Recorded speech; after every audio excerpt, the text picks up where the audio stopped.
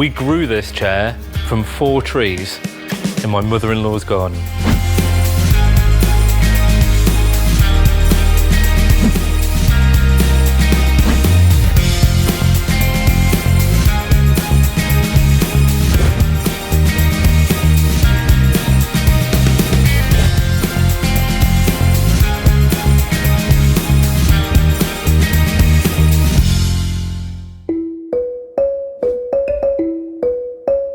The basic idea here is there a way that we can make the objects that we surround ourselves with in a way that has the most subtle impact on the natural world? That's the whole premise and the idea, and can we make that elegant as well? How hard could that be?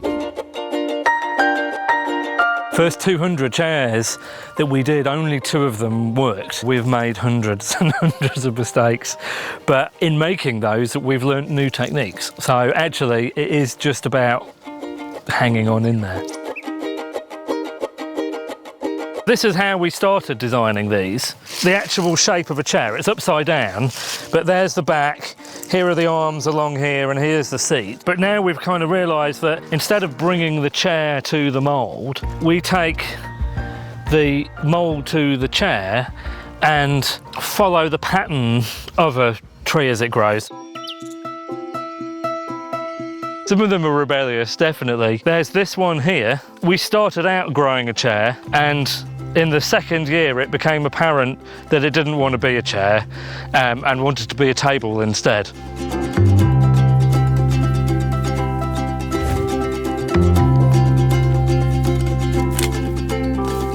Criminology is the science of crime and why things are caused. You can actually apply that to why the trees are being unruly and not doing what we want them to. As you may know, you can't force a tree into doing what you need to gently persuade it, and being able to take a step back and think, right, why is this happening, is quite an important skill. They are, as they're growing, their cells are dividing in certain patterns. The way that the shoots come off is a sort of mathematical pattern. This is the design. This is sort of based on a combination of the Fibonacci sequence. You know how plants grow anyway. They are mathematics. The point is not to talk, it's to listen. And that's what we're trying to do. Any conversation is only really about trying to get something back so we can find out what's going on. What's going on? Are your branches all right? What I hear from this one is, I wish it would rain.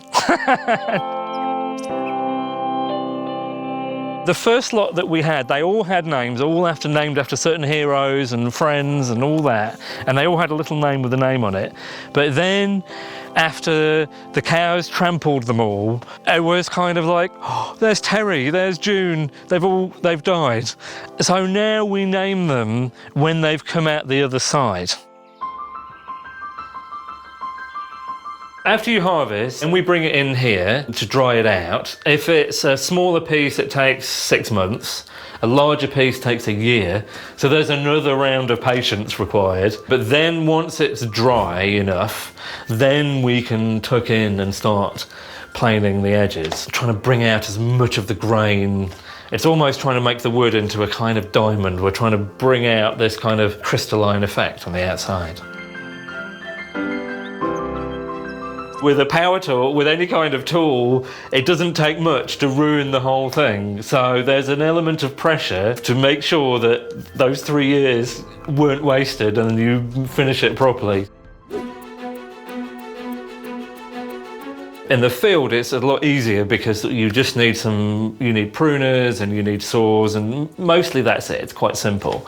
But when you get down into the workshop, there's quite a few tools that we need. So there's sanders, there's planers. We've got some wonderful Japanese saws for a really nice crisp line. Unfortunately, we can't sit on this one because this is our first one, but what they're for is for sitting down on, relaxing into, or of course, there's standing on it to reach high things. There's always self-defense. We've truly learnt the famous Chinese proverb that the best time to plant a tree is 10 years ago and the second best time is now. It is sort of similar to 3D printing. So once we've got a kind of pattern forming, then we can grow anything you like. The next thing to move on to is kind of small buildings and things. That will be really good.